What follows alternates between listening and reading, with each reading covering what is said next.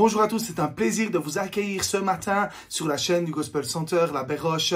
Bienvenue à la famille du Gospel, aussi bienvenue à toutes les personnes qui nous rejoignent pour la première fois, une célébration en semi-live ce matin.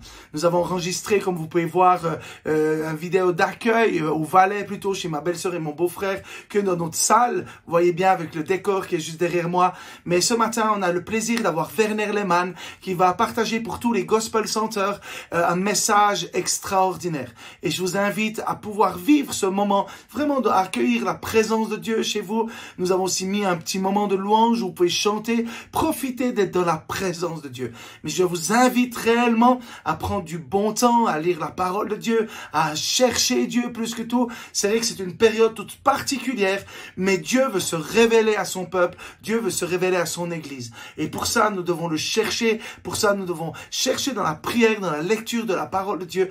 Et encore aujourd'hui, chaque fois que je vais vous parler, je vais vraiment peut-être insister de chercher Dieu plus que jamais, parce que c'est la meilleure chose qui peut vous arriver. Et je vais simplement prier. Après, je vais laisser la vidéo tourner pour que vous puissiez vivre une belle célébration votre matin. Et je vous donne déjà rendez-vous dimanche prochain pour une célébration en live à vos marcus dans notre salle du Gospel Center.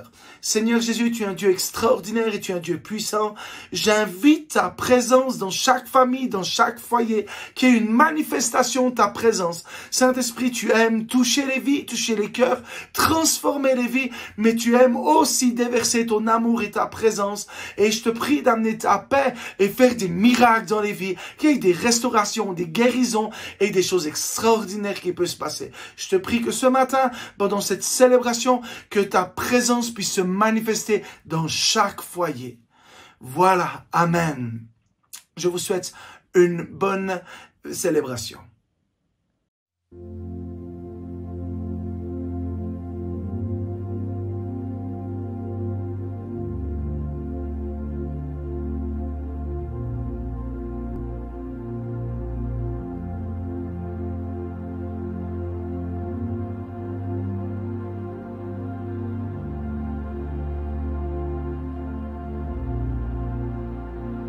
Dieu est ma paix, il tient toutes choses dans sa main,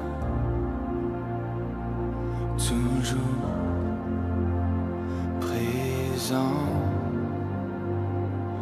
il fait fuir tous mes géants, je n'ai rien à craindre, car tu es là, tu chasses toutes mes peurs, je n'ai rien à craindre, car tu me tiens, mon cœur est dans la paix, je n'ai rien à craindre.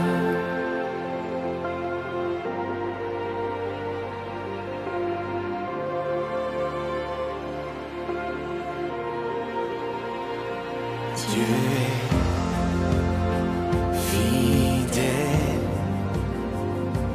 tout ce qu'il dit s'accomplit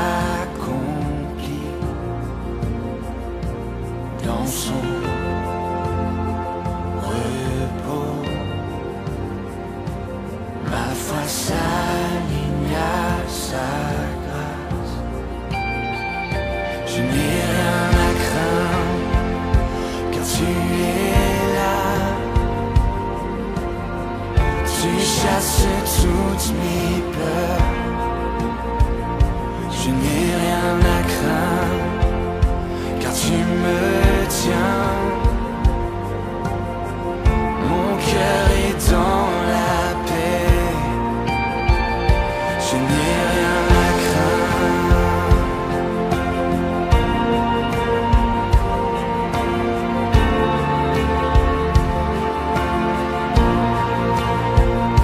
Je n'ai rien à craindre.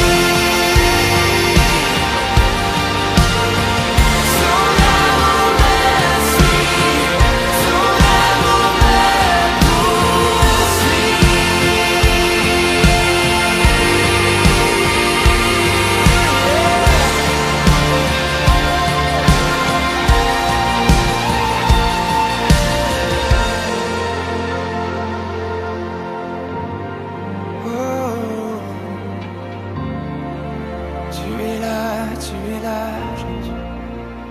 Viens prendre ta place, Seigneur. Ton amour est là. Oh, oui, le bonheur et la grâce m'accompagnent toute ma vie, toute ma vie. Oui, le bonheur et la grâce m'accompagneront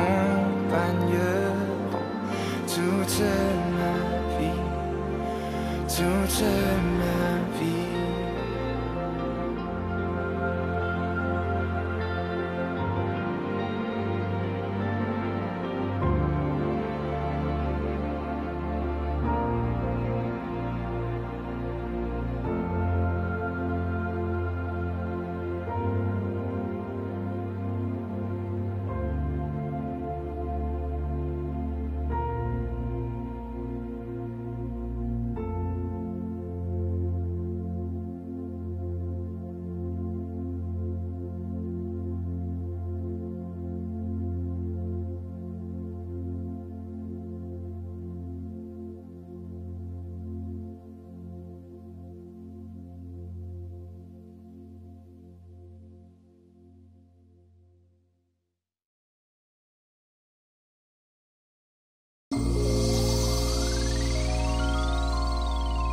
Chers amis, bonjour. C'est un privilège de m'adresser à vous, chers leaders, chers membres des Gospel Centers.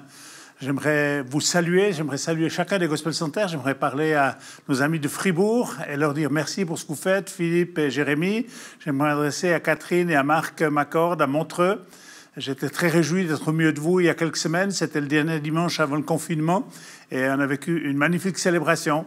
J'aimerais saluer les amis de Lausanne avec Lerlise et Philippe Cherpiot et les responsables. J'aimerais vous bénir et vous encourager dans ce que vous êtes en train de faire. Et puis le Gospel Center de la Côte avec Christophe et Sabine Reichenbach, Annecy avec Sandra et Julien Duby, qui font un travail remarquable. J'aimerais saluer le Gospel Center d'Yverdon, qui est le plus jeune, avec Sophie et Mathieu Bernard. Merci pour ce que vous faites. Saluer aussi Mika, qui est sorti d'une période de maladie et d'hospitalisation. On est heureux de t'avoir de nouveau avec nous, Mika, avec Francine, ton épouse. Merci pour ce que vous faites avec toute l'équipe à la Béroche. Saluer nos amis d'Éléments avec David et Claudia Schmidt. Merci pour votre engagement depuis de nombreuses années. Vous faites un travail remarquable. Vous avez aussi un esprit pionnier. J'aimerais vraiment vous encourager. J'aimerais saluer les personnes de la Broye, en particulier Thierry et Valérie Mioton et ceux qui travaillent avec eux dans le cadre du Gospel Farm pour rassembler les gens de la terre. Saluer Anne et Dick-André Frémont à Moudon. Et puis évidemment les maisons mères ici avec mon fils Nicolas, Caroline, mais aussi Jean-Michel, Jérémy et toute l'équipe des responsables. Ils sont nombreux ici à travailler.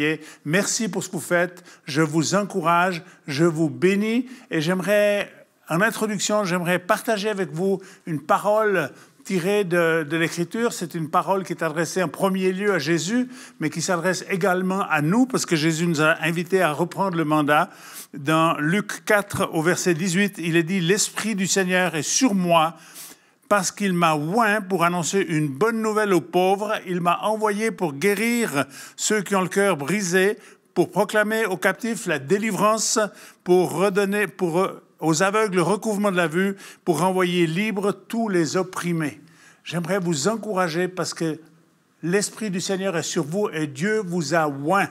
Et ce n'est pas seulement adressé aux leaders, c'est adressé à tous ceux et celles qui m'écoutent. Et si vous n'êtes pas partie de la famille des Gospel Centers, j'aimerais vous dire qu'il y a une onction de Dieu qui est disponible pour vous. Et j'aimerais, dans cette période très particulière où on passe par des turbulences très fortes avec ce coronavirus, j'aimerais vous encourager à une chose. Quand dans les avions, il y a des turbulences, on dit aux gens « Restez à vos places, restez avec vos ceintures attachées. » J'aimerais vous encourager à rester fortement et de façon déterminée attachés au Seigneur. C'est un temps où on est chahuté, c'est un temps où on se réunit plus avec les autres chrétiens, c'est un temps aussi où l'ennemi rôde pour essayer de nous dévier du chemin. Mais j'aimerais vous encourager à rester attachés à Dieu, garder une relation personnelle avec lui, parlez-lui, faites-lui confiance. Il est le Dieu qui est au milieu avec nous, au milieu des situations les plus difficiles, et il est avec vous pour vous permettre d'avancer. J'aimerais souligner 2 ou 3 choses qui, il me semble, que l'Esprit de Dieu met en évidence dans ces temps. J'ai mentionné cette parole, l'Esprit du Seigneur est sur vous et il t'a oint. Il t'a oint, mon frère, ma sœur. Il y a une onction de Dieu qui est là sur ta vie pour que tu puisses accomplir ce que tu es appelé à accomplir. Et je crois que si tu veux marcher dans ce domaine-là, l'un des éléments importants, c'est que tu redéfinisses tes priorités. Redéfinir tes priorités et que tu puisses préparer ta vie dans une communion et dans une consécration encore plus profonde que ce que tu as vécu jusqu'à maintenant. J'ai été très frappé ces dernières semaines alors que j'ai médité beaucoup sur Matthieu 25 où il est parlé des 10 vierges. Ce n'est pas le thème de mon enseignement aujourd'hui, mais une des choses qui me frappe, c'est qu'il y a une différence entre celles qui ont une réserve d'huile et celles qui n'ont pas de réserve d'huile. Et j'aimerais vous encourager tous, vous qui me regardez, cherchez la présence de Dieu, obéissez à l'Esprit Saint et faites en sorte que votre consécration et votre communion avec l'Esprit Saint vous permettent non seulement d'avoir des lampes, mais des réserves d'huile, parce que bientôt Jésus va revenir. Il y a un peu plus de 2 ans maintenant, en 1918, j'étais avec un prophète assez reconnu et je parlais avec lui et il a dit les 3 prochaines années sont des temps de semences et de préparation et 21 à 23, 2021 à 2023 seront des années de moisson. Alors on verra dans la suite ce qui va se passer, mais nous croyons à cette parole que Dieu va répandre son esprit sur toute chair. On sait que c'est une réalité qui va se passer au moment où Christ instaurera son règne, mais je crois que cela va se passer au préalable. Ça s'est passé à la naissance du christianisme d'Acte 2, mais ça va se passer dans cette période. Et parfois, ces moments les plus difficiles de la vie, c'est là où Dieu se manifeste le plus. Donc, j'aimerais vous encourager à rester à l'écoute, à rester dépendant du Seigneur. Et j'aimerais souligner un aspect. Je crois que les temps difficiles, les temps de défi, sont des terrains très propices pour progresser. Ça peut aussi être des terrains où l'ennemi essaye de nous dévier du chemin. Mais vous êtes capable et vous connaissez le chemin par lequel il faut marcher, c'est rester attaché à Jésus-Christ, le Fils de Dieu, et obéir à la voix de l'Esprit de Dieu qui va vous conduire, qui va vous diriger. Le thème de ce que j'aimerais partager ce matin, c'est vivre le présent et investir le futur. C'est tout un chapitre important que de partager cette question-là, parce que vivre le présent est difficile pour beaucoup de personnes. Beaucoup de personnes, surtout si elles sont malades, si elles sont dans une passe difficile, et actuellement, il y a beaucoup de gens qui sont dans des passes difficiles, que ce soit dans l'économie, dans les projets, dans les entreprises, etc., dans les écoles. À plein d'endroits, il y a des moments de défis très compliqués, très difficiles, mais je crois qu'on ne peut pas vivre dans le passé. On peut célébrer le passé, on peut se souvenir des choses passées, mais on est obligé de vivre le présent. Et le présent va influencer ton futur. Donc, je t'encourage à vivre le présent et vivre le présent dans la présence. Vivre le présent dans la présence, bien sûr dans la présence de Dieu et dans sa dépendance. Et c'est de cette manière-là qu'on va pouvoir sortir de cette étape de crise, rentrer vers des choses certainement un peu différentes, mais qu'on va continuer à être fidèle jusqu'au bout et que Dieu soit honoré et glorifié par notre attachement à ce qu'il nous a demandé d'être et ce qu'il nous a demandé de faire. J'aimerais vous dire que je suis fier de vous, vous les leaders des gospels.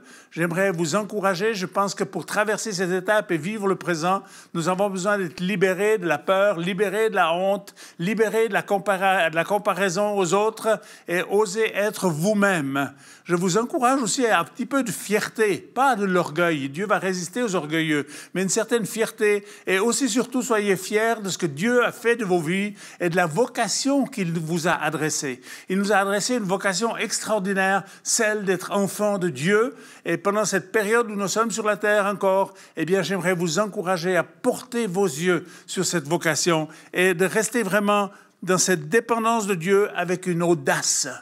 Je crois que c'est l'audace qui fait la différence. J'étais impressionné en relisant récemment l'histoire du peuple hébreu. Il y a 600 000 hommes qui sortent d'Égypte, environ 2,5 millions de personnes, on compte, sont sortis d'Égypte et on se rappelle seulement de 2 noms, celui de Josué et de Caleb.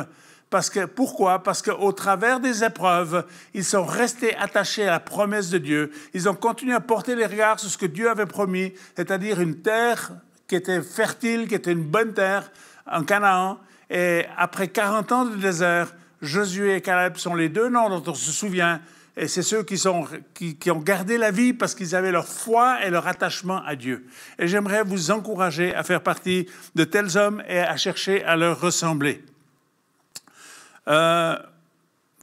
J'aimerais aussi dire une chose particulière, c'est que même si le présent il est dur, c'est ton présent qui définit ton futur. Et à ce sujet, j'aimerais aborder 3 thèmes. J'aimerais partager 3 principes qui me semblent des principes fondamentaux qui vont vous aider à vivre le présent et à investir dans le futur. Avant que je sois pasteur, j'étais un agriculteur et je sais ce que c'est que de semer et de préparer la moisson de l'année suivante, où on investit beaucoup d'énergie, beaucoup de temps à labourer, à préparer la terre, à mettre des fertilisants, à mettre de la semence qui va mourir dans la terre pour que l'année suivante, il y ait une récolte. Et je crois que tant sur le plan naturel que sur le plan spirituel, nous avons à rentrer dans ce processus-là. Et à ce titre-là, j'aimerais lire avec vous une parole qui est l'histoire d'Isaac, tirée de Genèse 26, à partir du verset 12. Donc Isaac a dû fuir là où il était parce qu'il y avait une famine et il est allé se réfugier chez les Philistins. Et au verset 12, il est dit « Isaac sema dans ce pays et il récolta cette année le centuple car l'Éternel le bénit. » Isaac sema cette année-là et il recueillit le centuple car l'Éternel le bénit. Cet homme devint riche, il alla s'enrichissant de plus en plus jusqu'à ce qu'il devint fort riche. Il avait des troupeaux de menu bétail, des troupeaux de gros bétail, un grand nombre de serviteurs. Ainsi les Philistins lui portèrent envie. Tous les puits qu'avaient creusés les serviteurs de son père, du temps d'Abraham, son père, les Philistins les comblèrent, les remplirent de poussière. Et Abimelech dit à Isaac, « Va-t'en de chez nous, car tu es beaucoup plus puissant que nous. » Isaac partit de là et campa dans la vallée de Guérar, où il s'établit. Et Isaac va demander à ses serviteurs de recreuser ces puits que son père avait creusés, qui avaient été comblés par les Philistins. Et ils vont, à chaque fois, les gens qui habitent cette région vont chercher des querelles en disant « Ces puits, ils ne sont pas à vous, ils sont à nous, l'eau est à nous. » Ils les avaient bouchés, ils ne les utilisaient plus, mais dès le moment où on les débouche, eh bien, c'est là que les querelles commencent. Et de façon assez particulière, on voit que Isaac ne s'est pas arrêté et n'est pas rentré dans ces querelles, mais il a passé outre et on a cherché querelle par rapport au puits qu'il venait de déboucher. Il a avancé et à 3 reprises, il va déboucher de nouveaux puits parce qu'il fuit les querelles. Et il arrive à un endroit finalement, on voit ça au verset 22, il creusa un autre puits pour lequel on ne chercha pas querelle et l'appela Rehoboth, car il dit « L'Éternel nous a maintenant mis au large et nous prospérons dans le pays. » J'aimerais partager quelques instants sur ces 3 principes. Ce premier principe, c'est que la semence ne se multiplie que lorsqu'elle est mise en terre. Parfois, on chérit notre semence, on chérit ce que Dieu nous a donné, mais c'est dans la manière où on le redonne, dans la manière où on va semer à plein de niveaux, comme je l'ai dit tout à l'heure, tant sur le plan naturel, dans vos familles, dans vos relations de couple, dans vos relations de famille, dans vos relations sociales, gardez une attitude juste. Et vous avez tous reçu beaucoup plus que vous l'imaginez des semences que vous pouvez distribuer à d'autres. J'ai lu un article récemment qui parlait un homme d'affaires qui a eu des déboires successifs et il a perdu toute son affaire, il a perdu finalement sa maison. Et il était très déprimé. Il est allé voir son pasteur en lui disant « Ma vie est fichue, il n'y a plus rien qui va dans ma vie. » Et son pasteur lui a dit « J'aimerais te demander de faire une seule chose. J'aimerais que tu cherches des personnes qui sont plus mal que toi, dans une situation plus précaire que la tienne, et que tu commences à les servir et à les aider. » Et cet homme d'affaires qui ne s'était jamais mélangé aux gens comme ça, un petit peu les paumés, les gens en difficulté de la vie, a commencé à aider ces gens-là et à les servir. Il s'occupait des gens qui étaient pris dans la drogue, etc.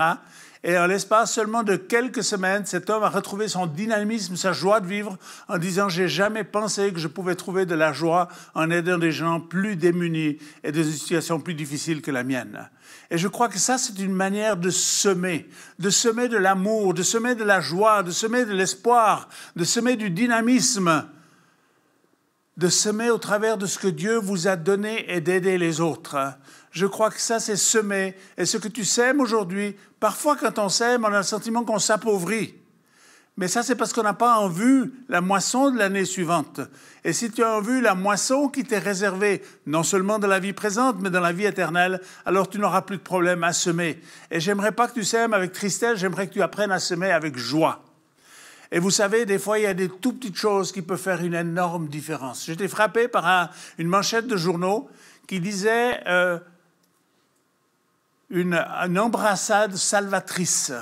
Ça, c'était la manchette de journal. Ces deux jumelles qui sont nées de façon prématurée, elles étaient les deux mises en couveuse et l'une des deux avait un problème cardiaque très sérieux et son état de santé se dégradait de jour en jour. Et l'une des infirmières est allée voir le médecin et lui a dit « Je sais que ce n'est pas permis de faire ce que j'aimerais faire, mais j'aimerais prendre cet enfant, cette fillette qui est bien portante et j'aimerais la mettre avec celle qui est malade. » Et cette petite fillette prématurée a enlacé sa sœur alors qu'elle était couchée à côté d'elle et en l'espace seulement de quelques heures, de quelques jours, l'état de santé de celle qui est en train de dépérir a progressé et a repris vie. Alors c'est des petites choses, mais je crois que c'est parfois les petites choses ajoutées les unes aux autres quand on apprend à s'aimer, quand on apprend à communiquer la grâce de Dieu, à donner ce que Dieu nous a donné, eh bien c'est de cette manière-là que la vie se propage. Et nous devons partager cette bonne nouvelle de l'Évangile. Je crois qu'on s'en va vers un temps de moisson, mais maintenant, c'est encore le temps de semer et encore de semer. Et même quand on est, vous savez, que dans l'agriculture, on moissonne, mais seulement un mois plus tard, on laboure à nouveau la terre et on sème à nouveau déjà pour l'année suivante. C'est quelque chose qui se fait d'une façon régulière et d'une façon suivie. Ce n'est pas un processus qui s'arrête après une année. Si on veut continuer à produire, il faut rentrer dans ce processus-là. Donc, les semences que tu as reçues, bien sûr, c'est la joie, c'est l'amour, c'est ces capacités nombreuses de choses que tu peux donner. Tu peux offrir un petit quelque chose à quelqu'un qui est dans le besoin. Tu peux offrir un repas, tu peux offrir une parole d'encouragement, une parole que tu as reçue du Seigneur. Mais faites-le avec grâce et avec amour, comme on aimerait qu'on le fasse pour vous. J'attache beaucoup d'importance à cette parole de Jésus. Quand Jésus dit « Tout ce que vous voulez que les gens fassent pour vous, faites de même pour eux ». Je crois que si on rentre dans ce processus-là, alors on va commencer à semer des choses. Et j'avais lu une parole, c'est une parole de John Maxwell qui dit « On enseigne ce que l'on sait, mais on reproduit ce que l'on est ». Donc, on va reproduire ce que l'on est. Vous allez reproduire ce que vous êtes. Et n'ayez pas peur. Soyez audacieux et osez faire les choses que l'Esprit de Dieu vous montre de faire. Et continuez de semer et vous récolterez. Dans ce texte, il est dit qu'Isaac a récolté au centuple, 100 fois plus que ce qu'il avait semé.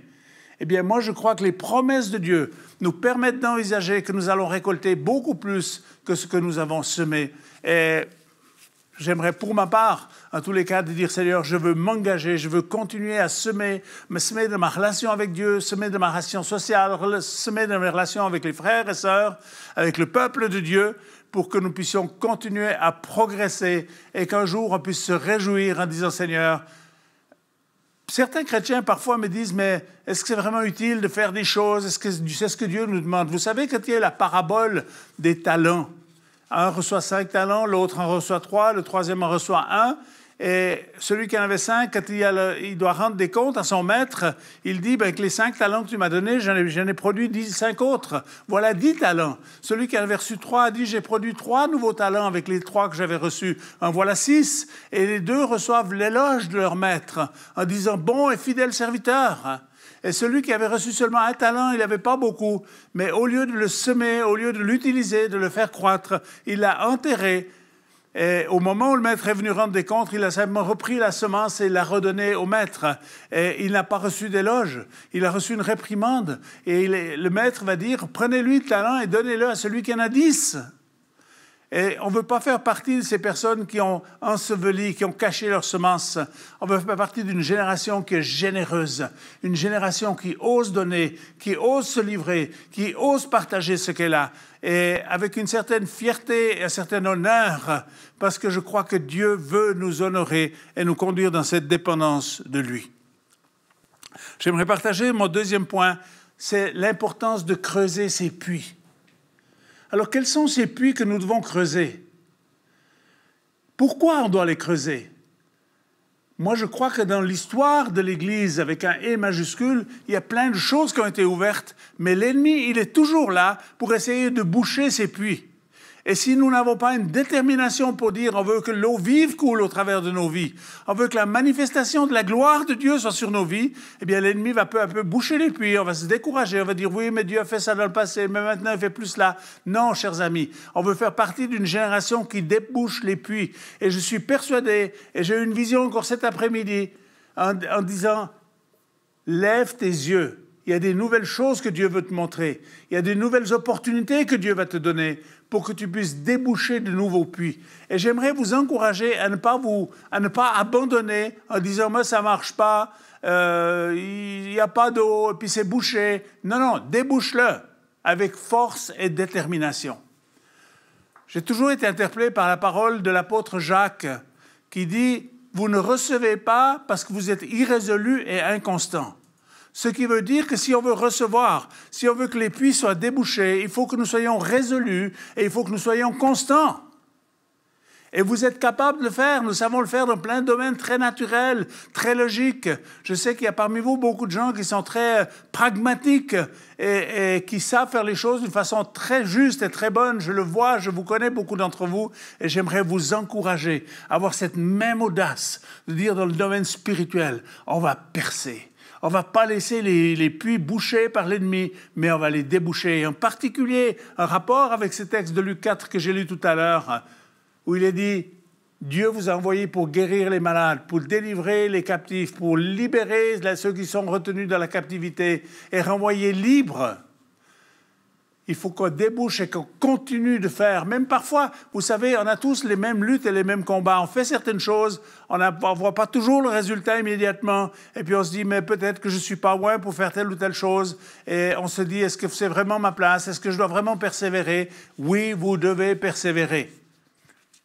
Je crois qu'il y a de la réussite quand on persévère. Quand on fait quelque chose de façon assez longtemps, pendant assez longtemps, on finit par avoir un résultat positif. Et Dieu peut faire au travers de chacun d'entre vous. Ce n'est pas juste les leaders. C'est vous, mes frères et sœurs, membres des enfants de Dieu. Nous sommes tous des enfants de Dieu. Après, Dieu nous a donné des ministères particuliers aux uns et aux autres. Mais nous avons tous ce potentiel de dire « je vais faire partie de ceux qui vont recreuser des puits ». Et dans cette saison particulière que nous vivons, troublée à cause du Covid-19, eh bien, nous pouvons déboucher de nouveaux puits. Et le monde qui est autour de nous est dans l'attente qu'on sorte d'un système de légalisme, d'un système religieux, mais d'une manifestation de plus en plus grande de la puissance de Dieu, quelque chose qui a l'empreinte du doigt de Dieu. Je me plais toujours à rappeler cela, en disant il faut que ça ait l'empreinte du doigt de Dieu, pas l'empreinte juste d'un ministère ou juste d'une église, mais l'empreinte du doigt de Dieu. Et Dieu peut le faire au travers du plus petit, au travers du plus faible, et ne pense pas et n'accepte pas ce mensonge de l'ennemi que tu n'es pas capable de déboucher un nouveau puits.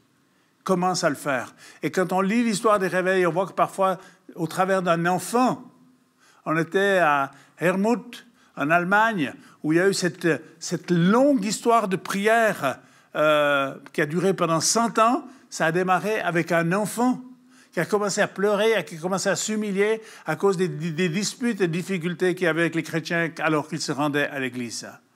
Et là, un réveil est né. Je crois que cela est possible pour chacun d'entre nous. Et j'aime beaucoup cette parole de Jésus de Jean 37, verset 8, où il est dit « Celui qui croit en moi, des fleuves d'eau vive couleront de son sein. » Dieu va faire couler l'eau vive au travers de toi. Ne sois pas seulement quelqu'un qui consomme, mais sois quelqu'un qui donne. Sois un donateur, quelqu'un qui aime à aider les autres.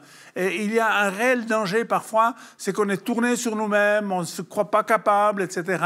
Et je partageais hier avec une personne et je lui disais, mais si tu continues dans cette voie-là, de courir d'un serviteur de Dieu à l'autre, toujours avec les mêmes problèmes, tu vas finir par ne plus savoir qui tu es vraiment, mais commence à aimer les autres, commence à faire quelque chose en faveur des autres. Et je crois que c'est aussi cela que de déboucher les puits.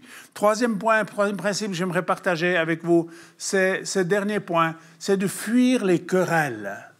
On voit qu'Isaac a fui les querelles. Et c'est tellement facile dans la vie de rester accroché à des situations compliquées, à des querelles où tout à coup on est blessé, on a tous subi des offenses. Il n'y a aucun être humain qui n'a pas subi des offenses. On a tous subi des offenses. Ce qui est déterminant, c'est l'attitude qu'on adopte quand on est offensé. Alors, il y a ceux qui se mettent en colère et qui crient plus fort, et puis il y a ceux qui s'enferment dans le mutisme. Mais la bonne solution, c'est de fuir les querelles, dans la mesure de vos possibilités. Ne laissez pas les querelles vous rendre stériles. Isaac a fui, ils avaient travaillé, ils avaient bossé dur, ils avaient découvert un puits où il y avait de l'eau vive qui jaillissait. Et on lui cherche querelle, et il ne discute pas, il part vers l'étape suivante et il va déboucher de nouveaux puits.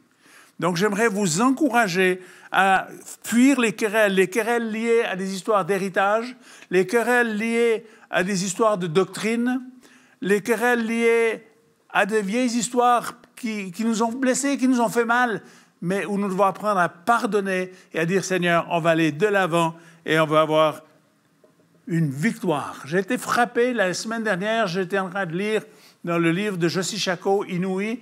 Il a retravaillé son livre et il l'a ressorti avec un nouveau format. Et je lisais l'influence de son grand-père sur la vie de Joshi Shako, où son grand-père avait été un homme très prospère. Il avait beaucoup acheté de biens, etc. Il faisait travailler beaucoup de monde. Et il a prêté de l'argent à de nombreuses, très, très nombreuses personnes. Il avait 5 ou 6 livres, plein de personnes qui étaient des créanciers, qui lui devaient de l'argent. Et un beau jour, il allait chercher ces 5 ou 6 livres de ses créanciers. Il les a jetés dans le feu en disant « C'est terminé, je ne veux plus être remboursé. C'est Dieu qui m'a donné ce que j'avais. Je remets la dette à tous ceux et celles à qui j'ai prêté de l'argent. » Et je crois que ça, c'est aussi une manière, des fois, on peut se bagarrer pendant des années. J'ai vu tant et tant de situations de vie qui ont été comme arrêtées, comme perturbées, parce que les gens ont voulu rester dans la querelle. Fuyez l'esprit de querelle. Et parfois, il y a des esprits familiers qui veulent nous maintenir dans les querelles. Je vous encourage à sortir de ces querelles, à les fuir pour que vous puissiez accomplir l'œuvre de Dieu et que vous ne perdiez pas votre vie et votre énergie dans des choses qui sont stériles et sans lendemain et qui n'auront plus cours du tout quand on sera dans la présence de Jésus. J'aimerais, en conclusion, vous encourager à maintenir cette communion avec l'Esprit de Dieu parce que vous êtes loin, vivez dans le présent et investissez dans le futur.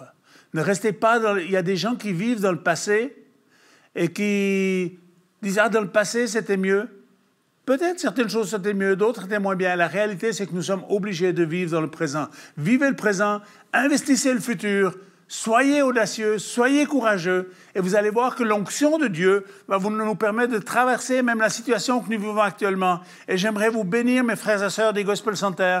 J'aimerais prier qu'il y ait une nouvelle ferveur dans notre adoration, dans notre louange, dans notre manière d'aimer Dieu, parce que c'est le premier commandement qu'il nous a donné, et dans notre manière de nous aimer les uns les autres. Je vous bénis, vous et vos familles, vous et vos défis. Je déclare que Dieu va vous donner de la sagesse, que Dieu va vous donner de la capacité de résoudre les choses compliquées et difficiles auxquelles vous faites face, et vous allez réaliser que la grâce de Dieu est avec vous, et on va voir la différence entre ceux qui craignent Dieu et ceux qui ne le craignent pas. Et j'aimerais vous bénir et que Dieu fasse de vous cet instrument de bénédiction pour votre entourage, et que vous-même vous puissiez arriver au bout de votre vie un jour en disant, comme l'apôtre Paul, j'ai combattu le bon combat, j'ai gardé la foi, maintenant la couronne de la vie m'est réservée dans le royaume de Dieu. Que Dieu vous bénisse, j'aimerais vous remercier pour votre attention. Et je prie que la grâce et la faveur de Dieu continuent à se déverser. J'aimerais vous dire que le ciel est ouvert pour chacun et chacune d'entre vous. Et les grâces de Dieu sont abondantes. Servez-vous. Au nom de Jésus, soyez bénis. Merci beaucoup.